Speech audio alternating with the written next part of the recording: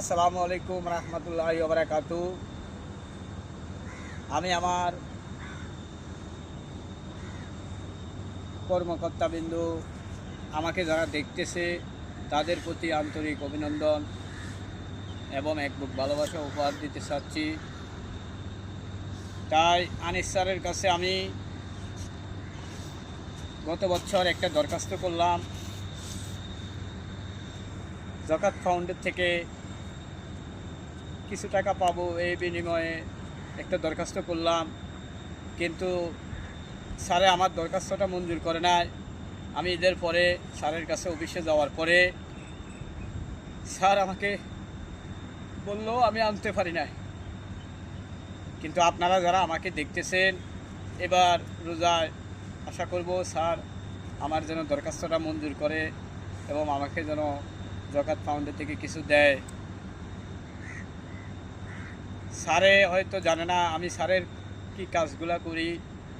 যদি স্যারের দেখতো, এই যে প্লাস্টিক ড্রাম যেগুলো দেখতেছেন এগুলো আমার কাজ, যতগুলা আছে এই ইত্যাদি সবগুলা কাজই আমি করি। কিন্তু আমি প্রতিবন্ধী, আমার মেয়েটাও প্রতিবন্ধী।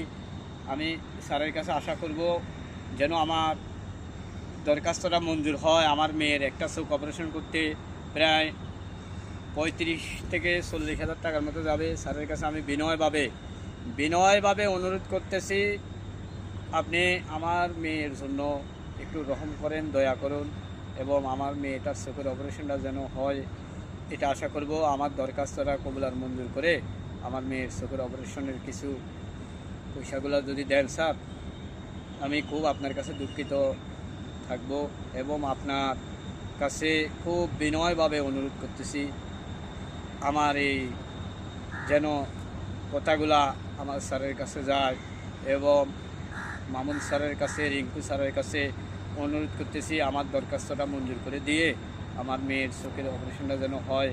এবং আমার যদি আমি আপনাদের ছোট সন্তান এবং পাগল প্রেমিকও হতে পারি, পাগল মজনুও হতে পারি, হয়তো গোলামও হতে পারি, কিন্তু আমি কাজের ক্ষেত্রে কোনোদিন ফাঁকিবাজি দেই না।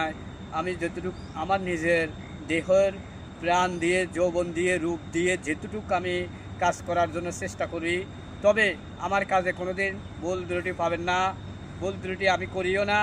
আশা করি আমার কাজের প্রশংসা শুধু একমাত্র আমি যেনার সাথে আসি উনিই করতে পারবে আমি কি কাজ করি। তাই আমি বলবো আমার এই দরখাস্ত টাকাটা যদি দেওয়া হয় শুধু আমার মেয়ের একটা চোখের অপারেশনের জন্য। আপনারা যারা আমাকে দেখতেছেন আমাকে আনিস স্যারের কাছে